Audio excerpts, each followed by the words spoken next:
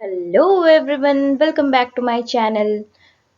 आज मैं आपके लिए और एक थ्योरी लेके आ गई हूँ, Kohlberg's theory of moral development. तो ये थ्योरी से क्वेश्चन बहुत टाइम आता है। 2023 दिसंबर में भी क्वेश्चन आया हुआ था इससे। तो इसमें जनरली ये लोग स्टेजेस के बारे में क्वेश्चंस पूछते हैं। तो देखते हैं कॉन्सेप्ट पहले, उसके बाद क्वेश्चंस भी सॉल्व करेंगे। मे बी इस में नहीं, बट नेक्स्ट वीडियो में हम लोग क्वेश्चंस भी इससे रिलेटेड सॉल्व करेंगे। So let's begin. फर्स्ट जो बेसिक क्वेश्चन है वो क्या है कि मोरल डेवलपमेंट क्या है। तो मोरल डेवलपमेंट एक प्रोसेस है जिससे कि एक पर्सन धीरे धीरे अपने आप में ये डेवलप करता है कि क्या सही है और क्या गलत है। मतलब अपने अंदर मोरालिटी को डेवलप करता है। जैसे एक बच्चा मान लो, जैसे एक बच्चा डिफ्रेंशिएट नहीं कर पाता है कि ये क्या गलत है क्या सही है, बट एक वही ग्रोन अप मैन जो है वो डिस्टिंग्विश कर पाता है कि हाँ, ये जो मैं कर रहा हूँ ये गलत है या सही है। उसके बाद वो कोई एक्शन लेता है। तो इसी प्रोसेस को एक्सप्लोर करते हुए जो अमेरिकन साइकोलॉजिस्ट है लॉरेंस कोलबर्ग, उन्होंने एक थ्योरी डेवलप किया है और उन्होंने स्टेजेस दिया हुआ है। अब ये जो थ्योरी है ये पाइगट के थ्योरी पे ही बेस्ड है। उन्होंने जो कोलबर्ग ने क्या किया है, पाइगट की थ्योरी को ही एक्सटेंड किया है।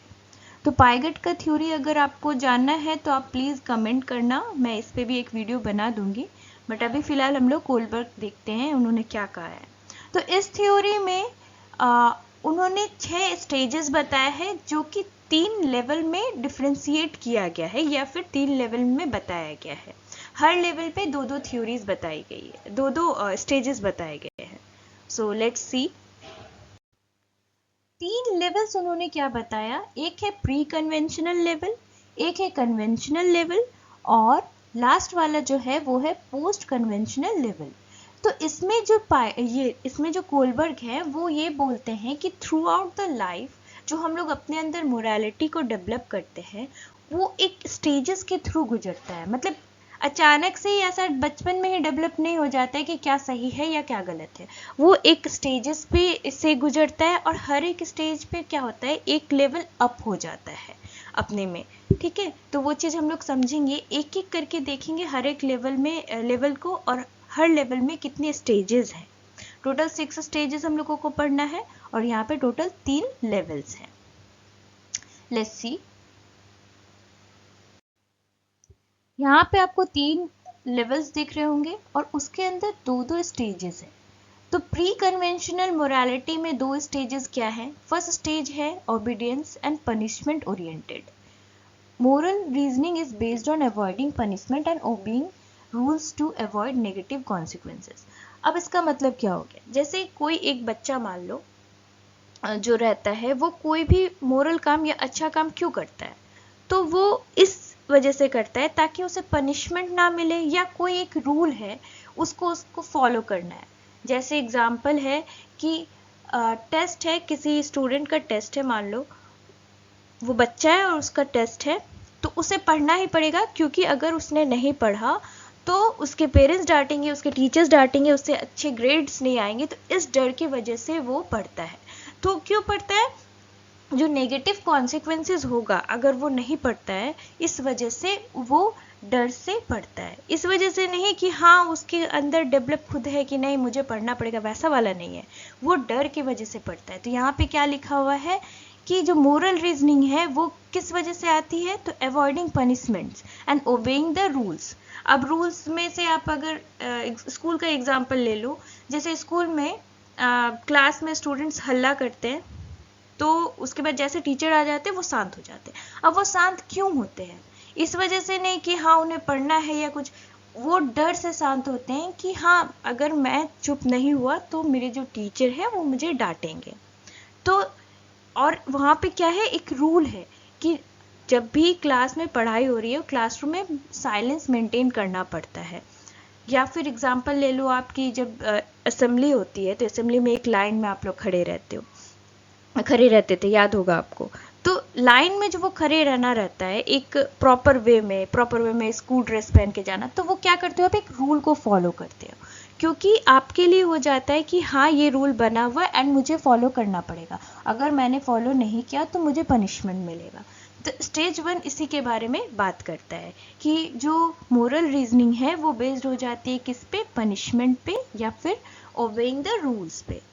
किसकी वजह से, तो नेगेटिव कॉन्सिक्वेंसेस अवॉइड करने के लिए, ये बहुत इंपॉर्टेंट है, किस वजह से, तो नेगेटिव कॉन्सिक्वेंसेस अवॉइड करने के लिए।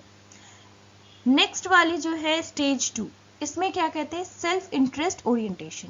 Moral reasoning is driven by personal needs and self interest. मतलब जैसे मैंने पहले वाले में एग्जांपल दिया था आपको कि टेस्ट है, क्यों पढ़ रहे हो, तो आपको डांट ना लगे, लेकिन एक बच्चा इसलिए भी पढ़ता है कि उसका एक पर्सनल इंटरेस्ट भी रहता है कि अगर मैंने अच्छा पढ़ाई किया तो मुझे अच्छे ग्रेड्स आएंगे, एंड अच्छे ग्रेड्स आएंगे तो मुझे सब कोई पसंद करेगा, मेरे टीचर पसंद करेंगे, मेरे पेरेंट्स पसंद करेंगे। एंड बहुत टाइम ऐसा होता है ना कि पेरेंट्स बोलते हैं कि अगर तुमने अच्छे ग्रेड्स लाए तो मैं तुम्हें ये दूंगा, जैसे फॉर एग्जाम्पल साइकिल तुम्हारे लिए ला दूंगा, अगर तुम्हारे एग्जाम में अच्छा मार्क्स आया तो तुमको साइकिल मिलेगा। तो क्या होता है, जो स्टूडेंट है वो मोटिवेटेड फील करता है, या फिर आप कह सकते हो जो बच्चा है उसके लिए सेल्फ इंटरेस्ट क्या है, वो साइकिल उसको मिलेगा, इस वजह से क्या हुआ, वो पढ़ रहा है। तो ये इसमें क्या था, नेगेटिव कॉन्सिक्वेंसेस को पहले अवॉइड करना। और सेकेंड स्टेज में क्या हो जाता है कि एक पर्सनल जो है इंटरेस्ट भी रहता है, इस वजह से वो उस मोरल रीजनिंग को करता है। या मोरल रीजनिंग क्या चीज से ड्रिवन होता है, तो सेल्फ इंटरेस्ट या पर्सनल नीड की वजह से।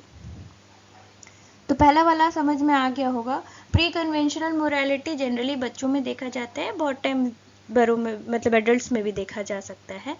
ये जब हम लोग का मोरालिटी धीरे जब डेवलपमेंट के स्टेज पे होता है, एकदम इनिशियल स्टेज पे होता है, तब हम लोग मतलब क्या है कि सही गलत में उतना फर्क नहीं कर पाते, बस इतना है कि रूल्स जो है फिक्स्ड है, उसे फॉलो करना है, पनिशमेंट ना मिले इस वजह से हम काम करते हैं, और जो मेरी पर्सनल नीड है, इंटरेस्ट है, वो पूरा हो रहा है उससे, ठीक है। कन्वेंशनल मोरालिटी क्या है, ये इससे एक लेवल अप है। मतलब अब क्या हो जाता है, इसमें स्टेज 3 और 4 आता है। स्टेज 3 में क्या है, interpersonal accord and conformity. Moral reasoning is based on seeking approval from others and maintaining social harmony. अब थर्ड स्टेज में क्या होता है, अपने में एक डेवलप होने लगता है कि सोशली मुझे लोग एक्सेप्ट करेंगे या नहीं, जो भी मैं एक्शन कर रहा हूँ, वो धीरे धीरे डेवलप होने लगता है। जैसे जैसे आप देखे होंगे कि एक बच्चा बड़ा होता है तो उसमें एक आ जाता है कि नहीं, जैसे चोरी नहीं करना है मुझे, क्यों, अगर मैं चोरी करूंगा तो लोग मुझे चोर बोलेंगे या गलत बोलेंगे। तो इस वजह से मतलब एक सोसाइटी में आपको अपना है कि मेंटेन करके चलना पड़ता है, या मेंटेन करने के लिए सोचना पड़ता है कि हाँ मुझे लोग एक्सेप्ट करेंगे या नहीं, मेरे फ्रेंड्स एक्सेप्ट करेंगे या नहीं, रिलेटिव एक्सेप्ट करेंगे या नहीं।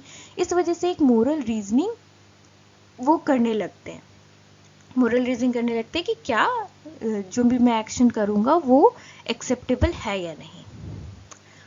तो यहाँ पे ये हो गया कि इंटरपर्सनल हो गया, मतलब अपने अंदर में अब वो खुद ब खुद वो मोरालिटी डेवलप होने लगता है धीरे धीरे। नेक्स्ट हो गया 4 में, स्टेज 4 क्या है, authority and social order orientation. Moral reasoning is based on uploading laws. अब सोसाइटी में एक पर्टिकुलर लॉ होता है, पर्टिकुलर रूल होता है जिसको हमें फॉलो करना पड़ता है। फॉर एग्जाम्पल ट्रैफिक रूल्स जो है वो सबको फॉलो करना पड़ता है, जिसने अगर फॉलो नहीं किया तो उसे पनिशमेंट मिलती है।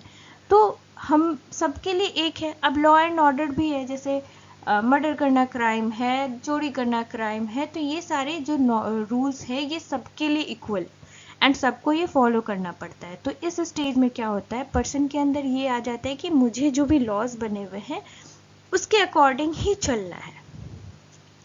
तो आप यहाँ पे देख रहे होगे प्री कन्वेंशनल मोरालिटी में क्या था कि ये खुद के अंदर वाला बात था, मतलब खुद में क्या बातें चल रही है। यहाँ पे जैसे कि एक पर्सन तक ही सीमित था कि वो पर्सन क्या सोच रहा है, उसे पनिशमेंट मिलेगा या नहीं, ऑबे करना है रूल्स, उसके बाद वो सेल्फ इंटरेस्ट के बारे में। लेकिन कन्वेंशनल में क्या है, ये सोसाइटी से यहाँ पे रिलेटेड आपको सब चीज़ दिख रहा होगा, या फिर अपने जो इन्वायरमेंट है उसमें से घुलना मिलना दिख रहा होगा, रिलेटेड दिख रहा होगा, उस हिसाब से आपकी मोरल सेंसेस कैसे डेवलप कर रही है। जैसे थर्ड स्टेज में आपको दिखा होगा कि लोगों से अप्रूवल आपको मिल रहा है कि नहीं, कि आप सही हो या नहीं हो।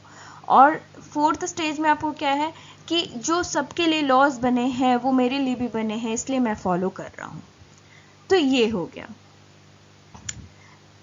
नेक्स्ट है पोस्ट कन्वेंशनल। ये वाला जो है इन दोनों लेवल से अप है, मतलब ये उससे ज़्यादा सोफिस्टिकेटेड है। अब कैसे? तो इसमें स्टेज 5 एंड स्टेज 6 आता है। स्टेज 5 में क्या बोला जा रहा है, सोशल कॉन्ट्रैक्ट ओरिएंटेशन, मतलब moral reasoning is based on understanding the rules and laws are social construct that can be changed with an emphasis on individual right and democratic principle। अब जब हम लोग बड़े हो जाते हैं, हमारे में ऐसे सेंसेस आ जाती है कि क्या सही है या क्या गलत है। इस वाले में आपको समझ में आने लगता है क्या सही है गलत है। यहाँ तक आप जो सोसाइटी के लिए सही है वही आप सोचते थे, बट यहाँ पे एक इंडिविजुअल के राइट, प्रिंसिपल्स, इसको आप फील करने लगते हो, इसको आप समझने लगते हो। जैसे बहुत सारे ऐसे कंडीशंस होते हैं जहाँ पे मान लो एक ग्रुप ऑफ कम्युनिटी या सोसाइटी जो है बोलती है कि ये चीज़ गलत है, बट आपको पता है, आप अपने मोरल जजमेंट से ये डिसाइड कर सकते हो कि नहीं, जो सोसाइटी बोल रही है वो गलत भी तो हो सकता है, ये गलत है। अगर किसी पर्सन के राइट्स वायलेट हो रहे हैं तो वो गलत है, चाहे 10 लोग ही क्यों ना उसे सही बोल रहे हो। ठीक है, तो इस वजह से आप क्या करते हो, सोसाइटी से एक अलग थिंकिंग अपना रखते हो, अपना एक पर्सपेक्टिव रखते हो। तो ये जो मोरालिटी, मोरल रीजनिंग है वो आप में डेवलप होने लगती है जब आप इस स्टेज पे आते हो कि हाँ, सोसाइटी से अलग भी मेरी कुछ थिंकिंग हो सकती है, मोरालिटी हो सकती है। किस चीज़ पे किस बेसिस पे? तो इंडिविजुअल राइट्स, डेमोक्रेटिक प्रिंसिपल के बेसिस पे। और नेक्स्ट है stage 6, universal ethical principle. Moral reasoning is based on abstract ethical principles such as justice, equality, human right, which are applied consistently regardless of societal norms or laws। अब इसमें आप universally सोचने लगते हो, मतलब इसमें क्या है कि जो एक पर्सन के लिए जो जस्टिस होगा, इक्वालिटी होगा, ह्यूमन राइट होगा, उस हिसाब से अगर कुछ काम हो रहा है तो वो मोरली करेक्ट है। एंड अगर कोई लॉ, कोई सोसाइटल नॉर्म्स जो है वो चीज़ को वायलेट कर रहा है तो वो गलत है। बहुत टाइम आप देखते होंगे कि कोई लॉ आता है तो उसके खिलाफ जो है क्या हो जाता है कि स्ट्राइक्स वगैरह होने लगते हैं, लोग आवाज़ उठाते हैं, ग्रुप्स में बैनर लेके आते हैं कि नहीं, ये लॉ ऐसे इम्पोज नहीं होना चाहिए, इस लॉ को चेंज करना चाहिए, ये चेंजेस आना चाहिए। तो इसमें क्या हो जाता है कि एक आदमी जो है वो जस्टिस के बारे में सोचता है, इक्वालिटी के बारे में सोचता है, एंड ह्यूमन राइट्स के बारे में सोचता है, एंड देन फिर इसको कंपेयर करता है कि कैसे ये सोसाइटल नॉर्म्स एंड लॉज जो है उस चीज़ को वायलेट कर रहा है। ठीक है, तो उस हिसाब से ये क्या करता है कि आवाज़ उठाता है, जो गलत हो रहा है उस पर आवाज़ उठाता है, मतलब अपनी एक इंडिविजुअल पर्सनैलिटी बनाता है। अब एक चीज़ यहाँ पे आप नोटिस करोगे कि हर एक पर्सन ऐसा नहीं होता है। कुछ पर्सन जो होते हैं वो यहीं तक सीमित रह जाते हैं, इस स्टेज तक या इस लेवल तक आप बोल सकते हो कि नहीं, जो सोसाइटी में चल रहा है, जो रूल्स बन गए, रेगुलेशंस बन गए, वो मेरे लिए भी है एंड मुझे उसे फॉलो करना ही पड़ेगा चाहे कुछ हो जाए, उसके अलावा मैं कुछ और नहीं सोचने वाला हूँ। लेकिन कुछ लोग ऐसे भी होते हैं जो ये देखते हैं कि नहीं, रूल्स एंड लॉज भी गलत हो सकते हैं, एंड अगर ये किसी को रोक रहे किसी चीज़ को करने से, मतलब किसी का वायलेट कर रहे ह्यूमन राइट्स या उसके साथ जस्टिस नहीं हो रहा है, तो मैं इसके खिलाफ आवाज़ उठा सकता हूँ। तो ये कुछ लोग में ये चीज़ आप देख सकते हो। इसका मतलब ये हो जाता है हर एक पर्सन ज़रूरी नहीं है कि हाईएस्ट लेवल ऑफ मोरालिटी को अचीव कर पाए। समझ में आ रहा है कि कुछ लोग ऐसे हैं जो हाईएस्ट लेवल ऑफ मोरालिटी को अचीव नहीं कर पाते हैं। जैसे पाइगट ने भी ये कहा था, वैसे कोलबर्ग ने भी ये चीज़ कहा है। तो 3 स्टेजेस हम लोगों ने देखा, pre conventional, conventional and post conventional. Next देखते हैं। ये डिटेल में और दिया हुआ है, आप चाहो तो इसका स्क्रीनशॉट लेके रख सकते हो। तो इस ये वाला जो स्टेज है, ये जो प्री कन्वेंशनल स्टेज है कब तक होता है, अंटिल 9 एज ऑफ 9 तक जनरली चलता है। लेकिन बहुत टाइम क्या होता है कि ये आप किसी और में भी, एडल्ट्स में भी देख सकते हो। At this age children decisions are primary set by expectation of adults and the consequences of breaking the rules. तो ये मैंने पहले भी आपको कहा कि क्या होगा अगर वो रूल्स को तोड़ देंगे, या फिर क्या होगा अगर उसने ये मोरली अच्छा काम नहीं किया तो उसकी जो नेगेटिव कॉन्सिक्वेंसेस रहेगी, उसके डर से जो है चिल्ड्रन डिसाइड करते कि क्या करना है क्या नहीं करना है। तो इसमें 2 स्टेजेस था, हम लोगों ने देखा। नेक्स्ट वाला था कन्वेंशनल मोरालिटी। इसमें जो स्टेज था, इसमें आप कह सकते हो कि एक जो पर्सन है वो क्या है, एक गुड पर्सन बनने की कोशिश करता है। कि जैसे नहीं होता है कि क्लास में स्टूडेंट्स कुछ होते हैं कि जिसको टीचर्स बहुत मानते हैं। क्यों मानते हैं? सी इज़ अ गुड गर्ल और सी इज़ अ गुड बॉय। क्यों? तो वो सारे रूल्स एंड रेगुलेशंस को ओबे करते हैं, जैसा सोसाइटी जैसे एक्सेप्ट करती है जिस तरह का बिहेवियर, वैसे वो बिहेव करते हैं। ठीक है, तो इस हिसाब से यहाँ पे रिएक्ट करते हैं या मोरली रीजनिंग करते हैं। नेक्स्ट वाला स्टेज क्या है?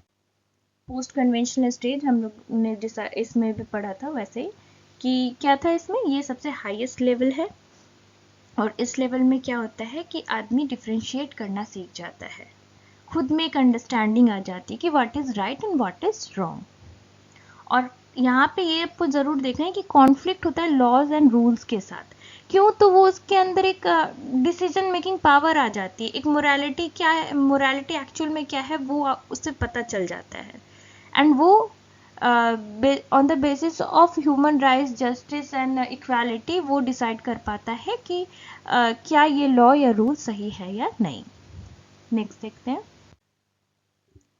तो मैंने यहाँ पे की फीचर्स दे दिए हैं। क्या क्या की फीचर्स है इस थ्योरी का, तो मैंने पहले भी आपको बताया स्लाइड में कि पाइगट थ्योरी का ही एक्सटेंडेड वर्जन है कोलबर्ग का। और इसमें भी उन्होंने ये बताया है कि एक कंटिन्यूअल प्रोसेस है, थ्रू आउट द लाइफ ये चलते रहता है। ठीक है, और क्या है, फोकस ऑन मोरल रीजनिंग। तो मोरल रीजनिंग हम लोग कैसे करते हैं वो आता है, ना कि मोरल डिसीजन क्या है उस पे नहीं होता है। ये क्या कहते हैं, कोलबर्ग का थ्योरी जो क्या है, एम्फेसिस करता है प्रोसेस ऑफ मोरल रीजनिंग। जो प्रोसेस के थ्रू हम लोग जाते हैं, जो मोरल रीजनिंग करते हैं, उस पे फोकस करता है। ठीक है, और स्टेज बेस्ड डेवलपमेंट, ये तो हम लोगों ने देखा 3 स्टेजेस है। और हर एक स्टेज जो है सोफिस्टिकेटेड लेवल हो जाता है, एक और मतलब एक लेवल से दूसरे लेवल पे जब मूव करते हैं तो सिक्वेंशियल प्रोग्राम है। तो इंडिविजुअल को हर ये तीनों स्टेज के थ्रू गुजरना पड़ता है।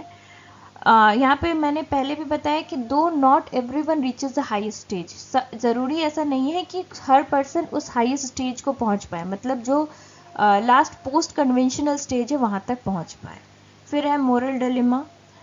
कोलबर्ग जो है मोरल डिलेमा को यूज़ किए हैं to assess individual moral reasoning abilities।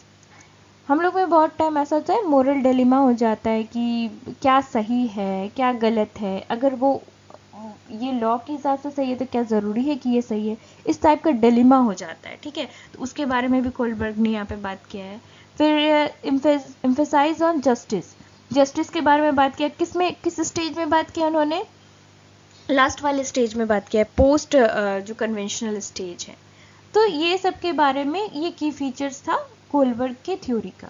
Generally इससे जो क्वेश्चंस आते हैं वो आते हैं कौन सा स्टेज क्या बताता है, कितने स्टेजेस है, या कोई स्टेज के बारे में दिया हुआ है और फिर आपको पूछा जाएगा कि ये कौन सा वाला स्टेज है, मतलब स्टेटमेंट दिया रहेगा कि ये जो स्टेटमेंट दिया हुआ है ये किस स्टेज से बिलोंग करता है। तो आपको स्टेजेस याद होना चाहिए, उसके अंदर क्या बोला गया है ये याद होना चाहिए।